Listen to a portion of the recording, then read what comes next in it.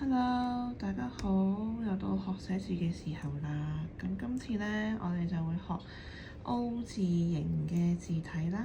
唔係字體，係嗰個世界字啦。咁呢，大家有冇發現呢？我寫字即係教嘅課程呢都好慢下呢。咁就係因為我特登嘅。咁大家呢，訓練下呢，唔好咁心急。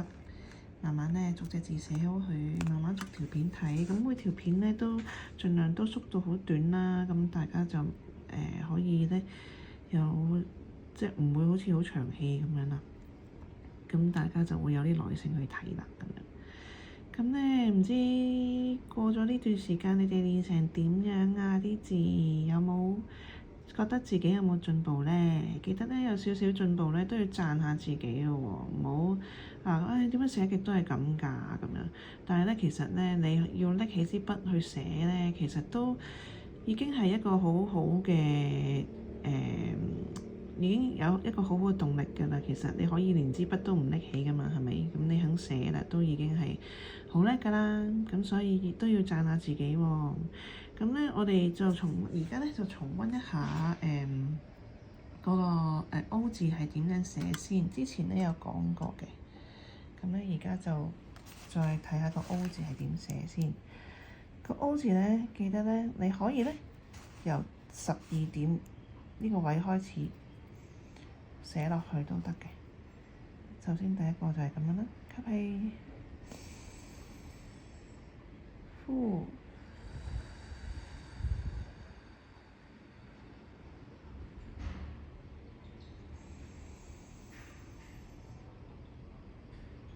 接翻嚟，呢個就係 O 啦。咁咧呢個寫得唔係咁好啦，記得個 O 字咧，我哋用完筆做一次先。O 字咧係譬如嗰條個 slant 喺度啦，呢個叫做 slant，即係嗰個斜度啊。咁咧個 O 字咧好似俾佢斬開咗咁樣嘅。最緊要記得要慢。係啦，呢個 O 字咧就叫做比較靚啲啦。佢個形狀啱啱好咧，呢邊啦，同呢邊咧係對稱嘅，咁樣。咁所以咧，我哋再試多次。支筆記住45度角擺45度，因為有時咧好容易咧就會上面太粗啊，好似呢個咁樣，上面呢度太粗啦。咁所以咧，記得45度角，唔好咁快俾力住。吸氣，輕輕落，呼，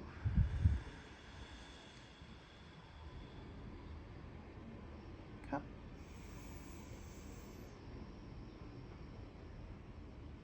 係啦，呢個咧就比較好啲啦，輕輕落嘅。嗰個頂咧，你如果放大佢嚟睇咧，個頂咧係咁。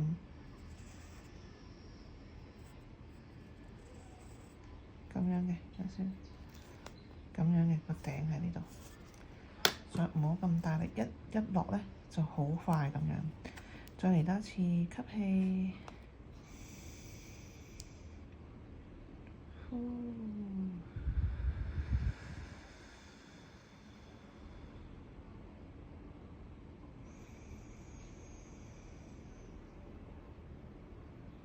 呢個靚係咪？OK，咁呢個就係 O 字啦。咁咧慢慢練啊，可能初頭咧嗰個感覺咧要慢慢捉嘅，即係你嗰個力度咧要慢慢先 feel 到，哦，原來咁樣我先寫得靚嘅。同埋咧每一支筆嗰個特性都唔同啦，咁呢支就比較硬身啲啦，咁有啲比較軟身啲咧，寫落去又唔同嘅，所以慢慢 feel 下支筆同你隻手合唔合作啦咁樣。咁呢個就係 O 啦。咁我哋仲有咩字好似 O 字㗎？就係 C 啊，唔係。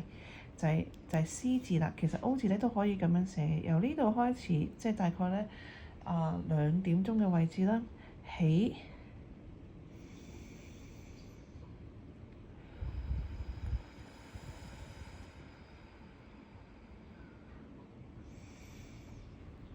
咁樣呢個就係 C 字啦。O 字咧你都可以由呢度起嘅。咁個 C 字同 O 字有咩唔同咧？O 字咧你就會上嚟呢度同佢會合，係咪？咁但係 C 字咧，佢條尾咧就有少少掃出嚟嘅，唔係同佢會合嘅，見到嘛？好，再試多次，由呢度起，吸氣先，呼，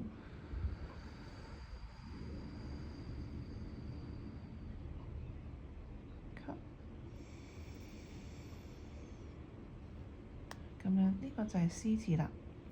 咁咧呢個更好添喎，因為見到咧呢個咧呢個位咧係圓嘅，呢度咧係起角嘅，咁所以咧呢個仲更加好添，所以係需要練習嘅。嗱，我哋再試多次，由1至2點嗰個位置起，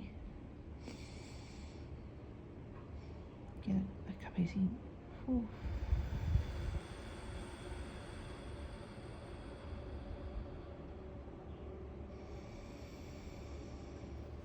咁樣就係一個 C 字啦。咁呢個 OK 啦，嗱呢度係圓嘅啦。咁你寫對翻嗰個 slant 咧，就佢唔係喺個佢唔係咁樣，佢前邊係掃出嚟咧，就啱啦。個 C 字咁樣，C 字就係咁啦。咁由跟住咧，另外咧仲有個係咩字啊？就係 A 字啦。好似寫 C 字咁啦，由呢度起，慢慢呼。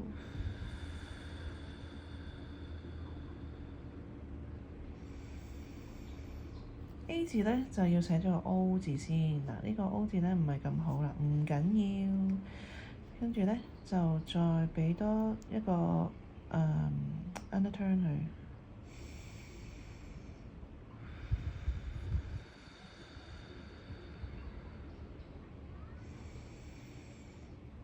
呢個就係 A 字啦，記住咧睇下呢個三角形啦，呢度咧都有個三角形㗎喎。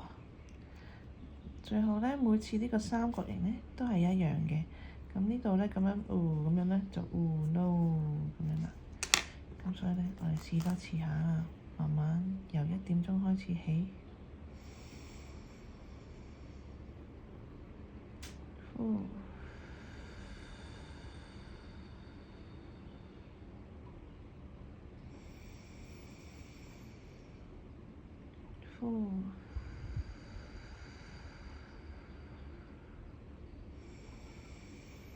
係啦，呢個就好啲啦。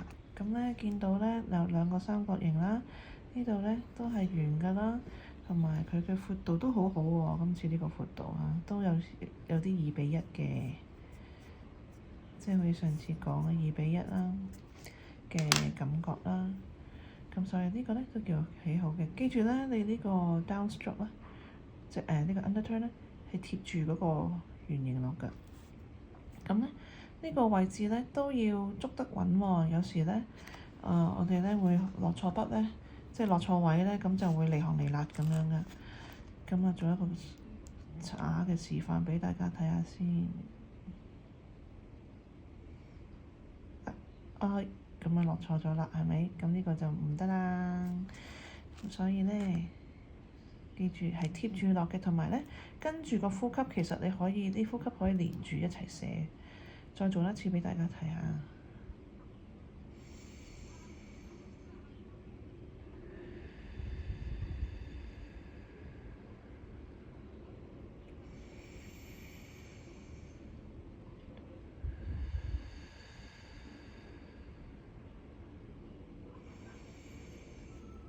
OK，係咪呼吸係連住嘅？咁啊，咁樣就會順啲。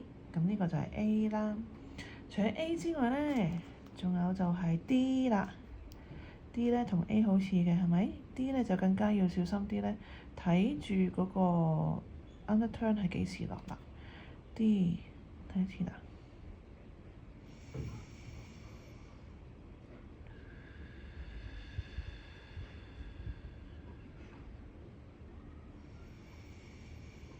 跟住支筆走上去呢度落筆。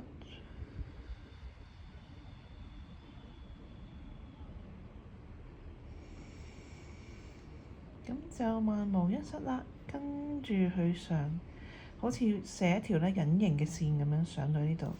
咁咧 D 字咧，佢嗰個 undertone 咧唔係由頂開始嘅喎，即係唔係由 ascender 呢條線開始嘅，其實係喺 ascender 嘅一半開始嘅，同 T 字係一樣嘅，所以咧唔使走咁高。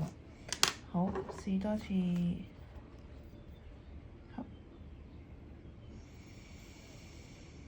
慢慢落，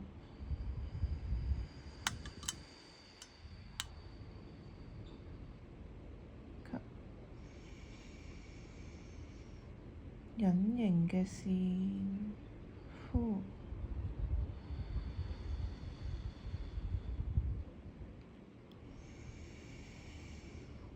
就係咁啦。呢個咧又有啲咁樣啦，唔緊要，會練習㗎嘛，係咪？好，嚟多次吸氣，慢慢落呼，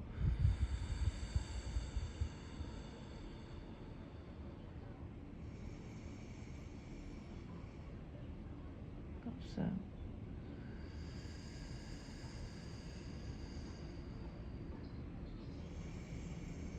嗱，呢個唔係咁好啦，點解咧？因為上闊下窄，呢度好窄，上闊下窄咁啊，個字形又唔係好靚啦。咁咧就不過唔好批評自己啦，因為頭先個腦係諗緊嘢嘅，咁所以咧就有啲歪咗啦。咁我諗緊咩咧？就係就係一個追求完美嘅人就係咁樣噶啦。一落筆覺得歪咗，死啦死啦死啦，咁就真係死啦。咁所以咧真係唔好咁樣太多批評自己咧，就等於唱歌一樣，有時咧行到出台咧都會發台瘟嘅。一唱衰咗一粒音咧，打後咧，如果你個心理調節得唔好嘅話咧，後邊成盤就散沙咁樣噶啦。咁所以咧錯咗少少咧，就唔好不停咁樣批評自己。越批評嘅話就越衰啊！個腦唔知浮咗喺邊啊！咁所以咧呢個都係寫字可以學習到嘅事嚟嘅。咁呢個就係 D 字啦。我哋咧仲有少少時間學多個字啊，不如我哋咧學埋個 E 字啊。E 字咧，我哋就可以咧由呢個X height 嘅一半開始啦，上吸氣先，呼，吸，係啦。佢同 C 字一樣咧，都係掃出嚟嘅，少少掃出嚟嘅，但係佢個形狀咧都係仲有一個 O 字，base on一個 O 字咁樣去嘅，同 C 字一樣啦，都係 base on一個 O 字。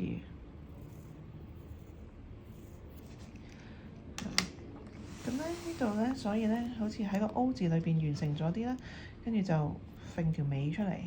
咁咧就我哋再試多次呢個寫法先啦，吸氣。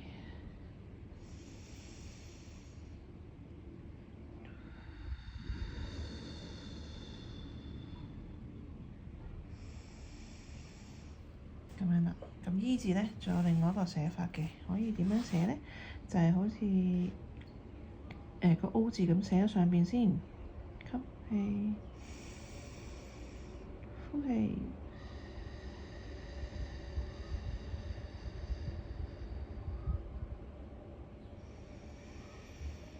寫咗呢個先啦，跟住喺上邊撇翻一撇落嚟。呢個咧就唔同呢一個噶啦，咁咧呢個咧就呢度係粗啦，咁呢度係幼嘅，分別就喺呢度啦。咁睇下你哋中意邊一個多啲？我自己咧就中意呢一個多啲嘅，一條過。咁就唔知啊，我覺得如果用 brush pen 寫嘅話咧，咁樣好似乾淨啲，就唔會咁 heavy 啦。呢個我覺得就比較 heavy 一啲，所以睇大家嘅喜好啦。睇下大家中意邊一個多啲，咁咪試多次呢個粗嘅啦，吸氣，呼，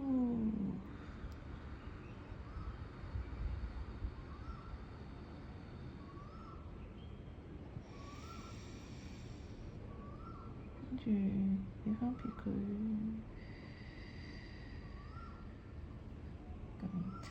記住呢一撇咧係要收嘅喎，見唔見到咧？呢度咧係幼翻落嚟㗎，即係佢係一個咁樣嘅。放大啲去睇咧，佢係咁樣嘅。如果唔係咧，就真係好 heavy 啦，即係一撇咁樣走落嚟啦，就真係好 heavy 啦。E 字係咁啦，我哋咧仲可以學多個字嘅，就係咧 G 字啦。G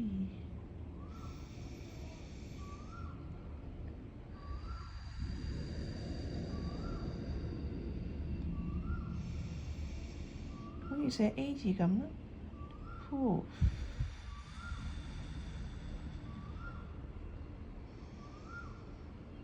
跟住個尾咧就好似上次 Y 字嗰個尾咁樣，尾咧麻麻地收得唔係咁好，咁樣啦。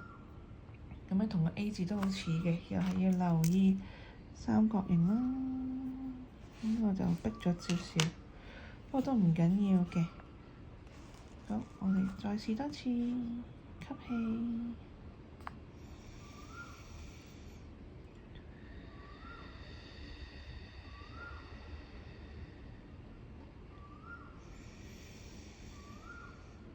順住去。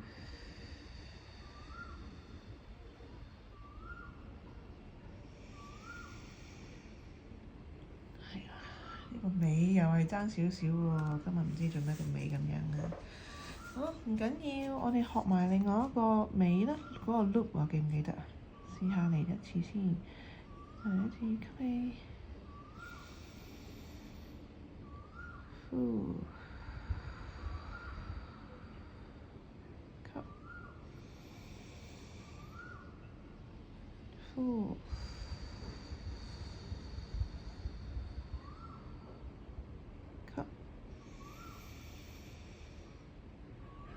咁樣係啦，記住留意咧，呢度要留翻啲空間俾佢，咁咧就會靚仔啦。即係咧，呢個我哋打交叉呢個位置咧，喺個 baseline 下邊嘅，當然唔好太低啦。喺個 baseline 下邊嘅，咁咧你就會好睇㗎。咁我嚟多次啦，吸氣。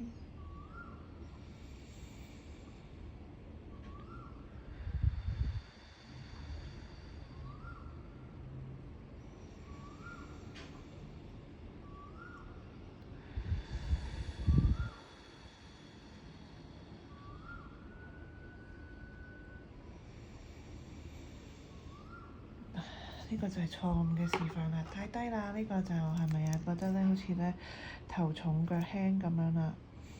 呢度太過輕啦，咁咧呢度咧你見到啦，比上次呢個咧都低咗去交叉上嘅。咁呢條尾咧，你見到嗱，就係呢個尾咧，我有時都鍾意咁樣直做嘅，即係有時扭翻轉頭好似靚啲咁樣。好，試多次先，吸氣。呼，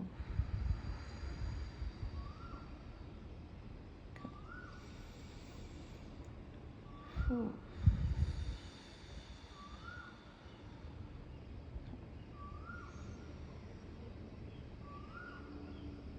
，perfect，呢個就靚仔啦。咁咧，除咗 G 之外咧，仲有一個字好似嘅，就係知唔知係咩字咧？就係 Q 啦，Q 一樣啦。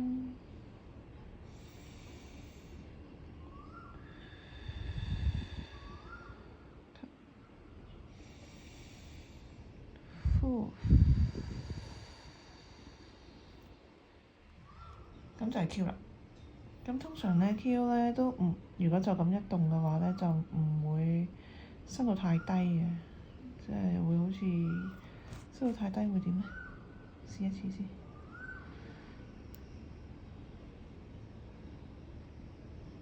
好似長得滯咯，係咪啊？長得滯又唔好睇嘅咯喎。咁咧仲有另外一個寫法嘅，呢個好簡單啦，就咁一個 stroke 咁樣。咁咧仲有一個寫法嘅就係咁啦。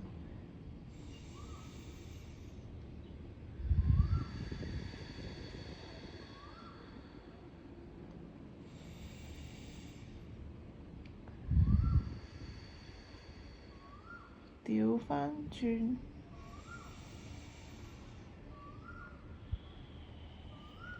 調翻轉嘅 loop，咁樣上嘅，咁可以慢慢試下啦。呢度又唔得啦，可以咧，記住咧，喺呢個尾嘅時候咧，慢慢收翻嚟，慢慢提起隻手，再寫多次嚇，吸氣。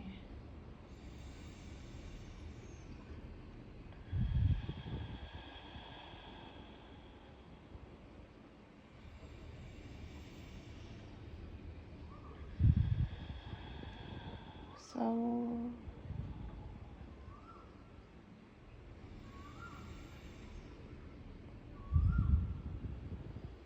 咁樣，咁就靚仔啦。